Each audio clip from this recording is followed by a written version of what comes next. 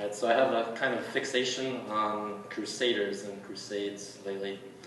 And just the idea of these men who are willing to travel across the entire world to reclaim the Holy Land. And they say, I'm going to reclaim the Holy Land. In my mind, that's what they say. I don't know. But what they don't ever say is that, the Holy Land is already, there are people living there. So what that really means is that they're going to force out or kill all the Jewish or Islamic people who already live there. So this piece is kind of an exploration of those men, like what they were trying to do, and ended up trying to tell a story of a crusader who left Europe for God but ends up imprisoned and tortured in a dungeon. So he starts to hallucinate and reflect on his life before he became a crusader. Flips between reality, his hallucinations, and his meditations on what he observes in the dungeon with him.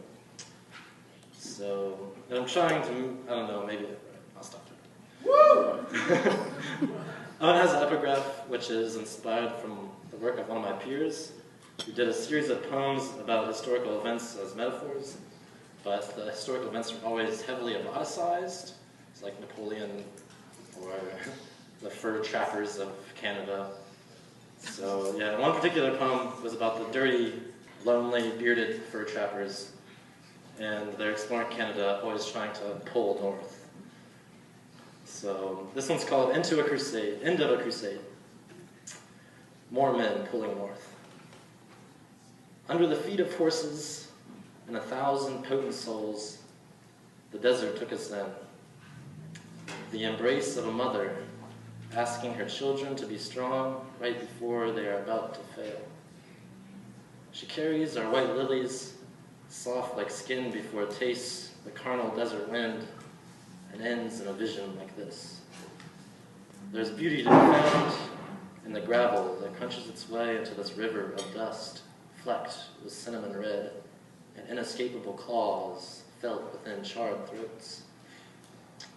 At the end, I am left with the smell of burnt stone, and I can never pull that gravel gaze off the spiders seizing death throes so full of ecstasy.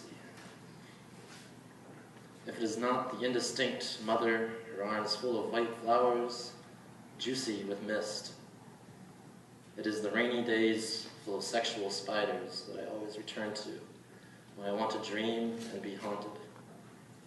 In this oven of black glass, the other violent, passionate men speak in hoarse cries with the ghosts of themselves as their bones begin to fail.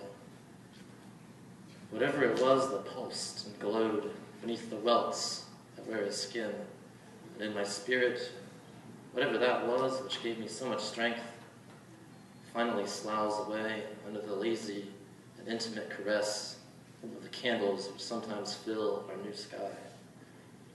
Omens of savage, frustrated anger appear in hidden stars, which sedated and gratuitous agony are only expressed through a few whimpering twitches. All of us came here intoxicated on zeal. We were carried this far, all the way to hot suffocation and the special, irreparable pain of facial burns.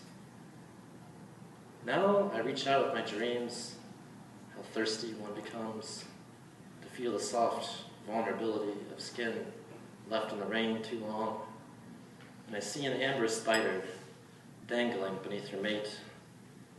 Fangs shear through desert-colored carapace, and as his heart, oh, his heart, I have almost forgotten, is replaced with her newest touch.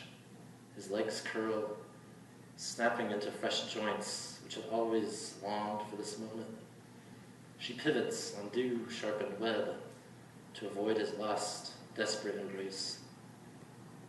That is the love that exists here, where the oasis is stained with the blood of our horses, and the fading ripples become the last defiant moans of a mortally wounded fate.